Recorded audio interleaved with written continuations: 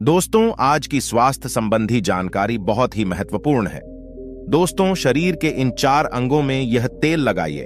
आपका शरीर स्वतः अपने सारे बीमारियों को नष्ट कर देगा, यानी कि वो खुद ठीक कर लेगा। तो वो 4 अंग कौन कौन से हैं और हमें कौन से तेल लगाने हैं, आज हम इसी विषय में चर्चा करने वाले हैं। इसलिए दोस्तों, वीडियो पूरा देखिएगा और इससे पहले आप वीडियो में खो जाए। हमें सपोर्ट करने के लिए वीडियो को लाइक और चैनल को सब्सक्राइब जरूर कर लें। आज के उपदेश को सुनकर आप अपने जीवन को सफल जीवन बना सकते हैं। और दोस्तों, इस जानकारी से पहले चलिए सुनते हैं भगवान महात्मा बुद्ध का एक उपदेश। एक दिन एक राजा भगवान बुद्ध के पास आया। बुद्ध के आश्रम में बहुत भीड़ थी। राजा ने भगवान बुद्ध से अनुरोध किया कि वह एकांत में कुछ बुद्ध से कहना चाहते हैं। तथागत बुद्ध बोले, सर्वत्र एकांत है, यही बोलो। फिर राजा ने कहा कि मैं तथागत संन्यास लेना चाहता हूं। बुद्ध गंभीर हो गए। वे बोले कि तुम्हें संन्यास्त होने के लिए दीक्षा के पहले मेरी एक शर्त का पालन करना होगा। राजा ने स्पष्ट किया कि जब दीक्षा लेनी ही है और संन्यास्त होना ही है तो मुझे आपका सभी शर्तें मंजूर हैं। और फिर तथागत बुद्ध ने आदेश दिया और कहा, अपने कपड़े उतारो, अपने जूते उतारो और नग्न हो जाओ। और इसी नग्न अवस्था में अपने राज के राज्य मार्गों पर स्वयं को जूते मारते हुए चक्कर लगाकर आओ। राजा असमंजस में पड़ गया। तथागत बुद्ध ये क्या कह रहे हैं? मैं एक राजा हूं, इस तरह से मैं नग्न होऊंगा और नग्न होकर अपनी ही सड़कों पर कैसे खुद को जूते मारते हुए चक्कर लगाऊं?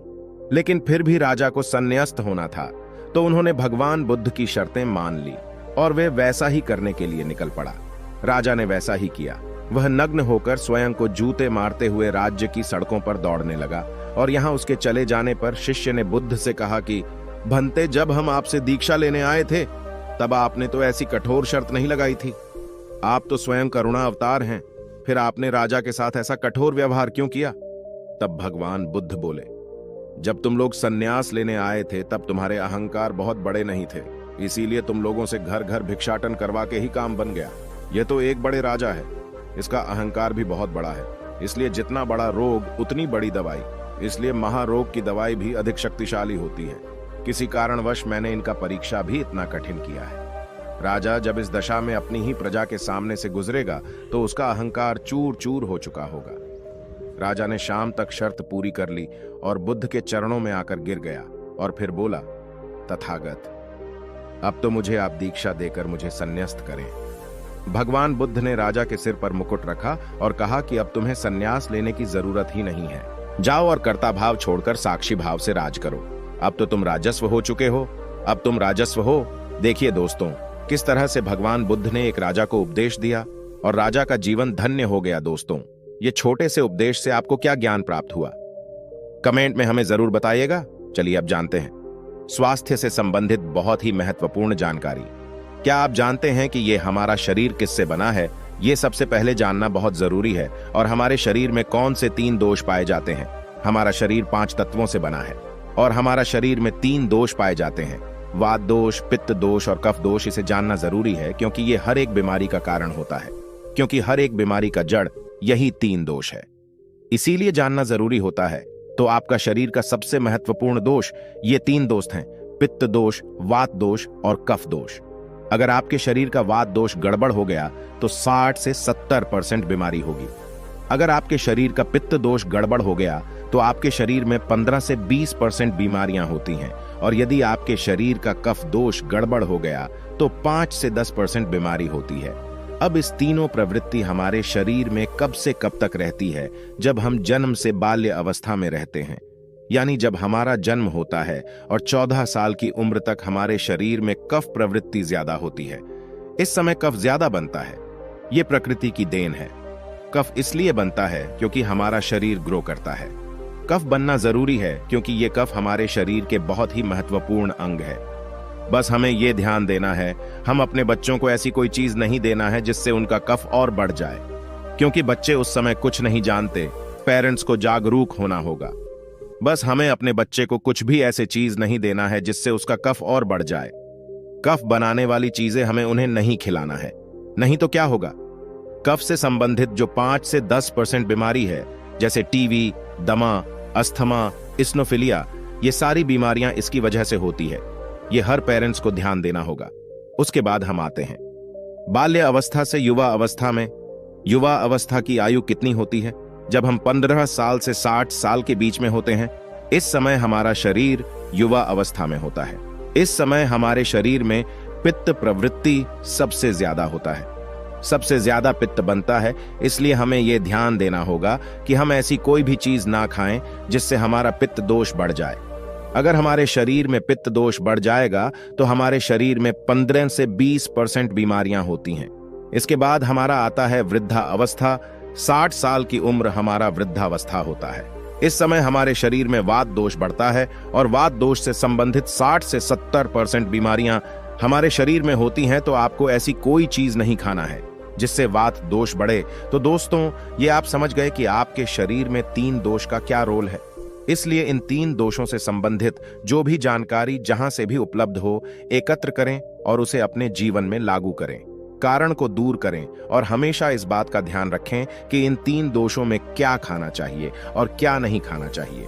इस दोषों को बढ़ाने वाली चीजें कभी ना खाएं। अब आप इन तीनों दोषों के बारे में जान गए हैं, तो अब जान लें कि आपका शरीर 5 तत्वों से कैसे बना है। आपका शरीर 5 तत्वों से बना है और इन 5 तत्वों में प्रोटीन्स, विटामिन्स, सारे तत्व आते हैं। अब इस 5 तत्वों में और 3 दोषों में जो भी कमी आती है, तभी आपका शरीर बीमार होता है, अन्यथा आपका शरीर बीमार नहीं होता। अब आप समझ गए आपका शरीर बीमार होने का क्या कारण है। जैसे कुछ लोग रोते हैं, भगवान ने हमें ये कष्ट दे दिया, भगवान ने हमें ये बीमारी दे दिया, हमें गैस्ट्रिक अल्सर हो गया, हमें थायराइड, ब्लड प्रेशर, शुगर हो गया। क्यों हो गया?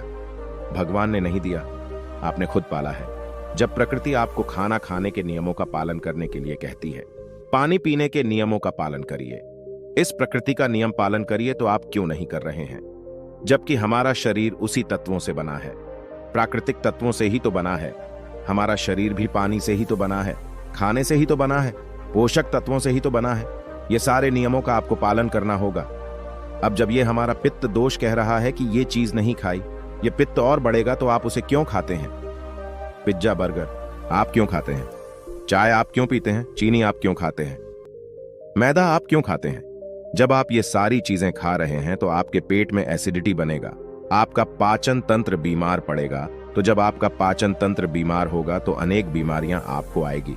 ये तो आप खुद कर रहे हो ना, ब्रह्मांड नहीं दे रहा है, भगवान नहीं कर रहा है, हम आप इसे खुद जाने अनजाने में कर रहे हैं। हम अपने मन को, अपनी जीभ को कंट्रोल नहीं कर पा रहे हैं। तो दोस्तों, ये सारी चीजें आप छोड़ दीजिए। अब बात करते हैं कि हमें अपने शरीर पर कौन सा तेल लगाना चाहिए, कहां पे लगाना चाहिए। इस बारे में जानते हैं। आप समझ गए आपके शरीर का निर्माण कैसे होता है। इसे सुरक्षित रखना आपके हाथ में है, इसकी सुरक्षा आप खुद कीजिए। शरीर की 4 महत्वपूर्ण अंग है जिससे आपकी शरीर की सारी नसें जुड़ी हुई है। पहला है नाभि, दूसरा है पैर का तलवा, तीसरा है आपकी नाक और चौथा है आपका सर। ये 4 सबसे महत्वपूर्ण अंग है और इन चारों जगह पर आपको तेल लगाना है। बस यह ध्यान देना है कि आपको कब लगाना है और कैसे लगाना है। तो सबसे पहले चलते हैं आपके पैरों के तलवे। जो व्यक्ति रोज सुबह जागकर मॉर्निंग वॉक करता है नंगे पैर जमीन पर या फिर हरी घास पर, तो दोस्तों उसकी आंखों की रोशनी कभी कम नहीं होती। तो इसीलिए आपको पैरों के तलवे में शुद्ध तोरी का तेल लगाना है। इसके अलावा आप शुद्ध सरसों का तेल भी लगा सकते हैं। जब आप रात में सोने जाए तो उसके पहले गुनगुने पानी से अपना पैर धो लीजिए। पैर धोने के बाद बढ़िया से उसे साफ कर लीजिए। सूख जाए जब आप बिस्तर पर लेट जाए और अपने हाथ से मालिश कर लीजिए। रात में सोते समय यही शुद्ध सरसों का तेल, और जैसे ही आप अपने 5 मिनट दोनों हाथों से मालिश करेंगे, तेल से गर्माहट आएगी, तुरंत ही आपको नींद आना शुरू हो जाएगा। अगर आप नींद का टैबलेट लेते हैं, अगर आप डिप्रेशन में हैं, नींद नहीं आ रहा है, तो ये दूसरे दिन से ही बंद हो जाएगा। आपको नींद की टैबलेट की जरूरत ही नहीं पड़ेगी। आपका पागलपन दूर हो जाएगा। याददाश्त बहुत तेज होती है, दिमाग से संबंधित सारे समस्याएं खत्म, और एक ही बार में आप 10 बजे सो रहे हैं। 4 बजे से पहले आपकी नींद ही नहीं खुलेगी। इतनी बढ़िया नींद आती है। तो पैर के तलवे में तेल लगाने से आपके पाचन तंत्र मजबूत होता है, याददाश्त तेज होती है, भूख लगती है, शरीर में शक्ति मिलती है, ऊर्जा मिलती है, यानी कि शरीर की सारी पोषक तत्वों को आपूर्ति कर देता है। दूसरा स्थान है नाभि, जो कि आपके शरीर का सबसे महत्वपूर्ण अंग है। नाभि के पीछे एक पेकोटी ग्रंथि पाई जाती है और इसी पेकोटी ग्रंथि से शरीर की सारी नसें जुड़ी हुई होती है, और ये शरीर की सबसे शक्तिशाली ग्रंथि होती है। इसलिए नाभि में तेल लगाना चाहिए। आप देखते होंगे जब आपके घर में छोटा बच्चा होता है तो माताएं उस बच्चे की तेल से मालिश करती थीं, लेकिन अब तो बच्चों को तेल लगाना ही बंद कर दिया। पहले माताएं 8 से 10 बार दिन में बच्चे की तेल से मालिश करती थी। वे कहती थी कि हम जितनी बार तेल की मालिश करेंगे उनकी हड्डियां उतनी ही मजबूत होगी। और वो घर पर बना हुआ शुद्ध सरसों का तेल होता था। और वो शुद्ध सरसों घर का तेल और किसका बनाती थे? किसी सरसों को भून करके सरसों को रोल कर पहले जो उसी से मालिश करती थी, पहले वो लगा देती, उसके बाद छोड़ा करके। लेकिन आज फैशन बदल गया है। लोग तरह तरह के केमिकल युक्त तेलों से मालिश कर रहे हैं। ये किसी काम का नहीं। दोस्तों, कंपनियां हमें सिर्फ बेवकूफ बनाती हैं और इससे सिर्फ बीमारियां होती हैं, क्योंकि बच्चों की मालिश के लिए सबसे अच्छा तेल सरसों का है। और गांव के बच्चों को माताएं आज भी सरसों के तेल की मालिश करती है। गांव के बच्चे शहर के बच्चों की तुलना में कितने कमजोर हैं, इसे आप खुद अनुमान लगा सकते हैं। तो दोस्तों, यह नाभि आपके शरीर का सबसे शक्तिशाली हिस्सा है। तो जब माताएं नाभि में तेल की मालिश करती थी तो पहले फूंक मारती थी। फूंक मारने के बाद उसमें तेल लगाती थी और दिन भर में 3 से 4 बार तेल लगाती थी। तो दोस्तों, आपको भी आज से शुद्ध सरसों का तेल रात में सोते समय नाभि में लगाना है। और जब आप नाभि में तेल लगाते हैं तो इसके क्या फायदे होते हैं, आप ये जानकर चौंक जाएंगे। पहला फायदा, आपको अच्छी नींद आएगी। दूसरा फायदा, दिमाग से संबंधित कोई भी समस्या नहीं होगी। तीसरा फायदा, आपका पाचन तंत्र मजबूत रहेगा। चौथा फायदा, आपको भूख बढ़िया लगेगी। पांचवा फायदा, आपके शरीर का सारा दर्द दूर हो जाएगा। छठा फायदा, आपकी आंखों की रोशनी बढ़ जाएगी, यानी कि शरीर के हर एक अंग के लिए फायदेमंद है। पैर का तलवा हो गया, नाभि हो गई। अब हम एक कदम आगे चलते हैं, वो है नाक, कान और आंख। तो दोस्तों, आपको नाक में क्या करना है? अगर आपको गाय का शुद्ध देसी घी मिल जाए तो घी की एक बूंद दाईं नाक में और एक बूंद बाईं नाक में, दोनों नाक में एक एक बूंद डालनी है। रोजाना दोनों नाक में एक एक बूंद डालें। इसके इतने फायदे हैं, मैं यहाँ गिनाते गिनाते थक जाऊंगा। आपका पागलपन दूर हो जाएगा। अगर किसी को पागलपन है, अगर पागलपन का इलाज चल रहा है तो 3 से 4 महीने के अंदर पागलपन की दवा बंद हो जाएगी। अगर आपके कान के पर्दे में छेद है तो बिना ऑपरेशन के ठीक हो जाएगा। आपको नींद की समस्या है, नींद की समस्या दूर हो जाएगी। आपकी याददाश्त कमजोर है, याददाश्त आपकी तेज हो जाएगी। शरीर में कमजोरी है, शरीर की कमजोरी दूर हो जाएगी। जुकाम आपको कभी पूरी जिंदगी में नहीं होगा। जुकाम सर्दी की नाक से संबंधित जितनी भी बीमारी है आपको नहीं होगा। अब एक अंग और है जहां से आपका शरीर पूरा दिमाग जुड़ा हुआ है, वो है सिर। अगर गर्मी का सीजन है तो आप स्नान करते होंगे। जब स्नान करके निकले, स्नान करने के बाद जब आपके बालों का पानी सूख जाए तो आपको अपने सिर में शुद्ध सरसों का तेल लगाना है। जैसे ही आप अपने सिर में सरसों का तेल लगाकर सिर की मालिश करेंगे तो आपको 10 मिनट बाद नींद आना शुरू हो जाएगा। सिर में सोते समय तेल लगाने से कई सारे फायदे हैं, जैसे आपका जो बाल पक रहा होगा वो भी रुक जाएगा। आपको नींद बढ़िया आएगी, दिमाग की याददाश्त पावरफुल होगी, शरीर की शक्ति बढ़ेगी, शरीर की कमजोरी दूर हो जाएगी। यानी कि शरीर की सारी शक्तियां आपको मिलेंगी सिर में तेल लगाने से। तो दोस्तों, आप शुद्ध सरसों तेल को अपने शरीर के इन 4 अंगों पर लगाएं और देसी घी को अपने नाक में डालिए। यह प्रक्रिया आप अपना लीजिए, आपका शरीर स्वस्थ और तंदुरुस्त हो जाएगा। जैसे हमने कहा कि यह हमारा शरीर है, हमारा शरीर हमारे ऊपर डिपेंड है। हम इसे किस तरह से रखते हैं? मान लीजिए एक कपड़ा है, आप उसे कितनी सेफ्टी से रखते हैं। खासतौर पर सफेद कपड़ा हो गया, आप उसे पहनते हैं, पहन के बाहर जाते हैं तो आप उसे बहुत बचा बचा कर रखते हैं कि कहीं गंदे स्थान पर टच ना हो जाए। सफेद कपड़ा है, इसमें दाग लग जाएगा।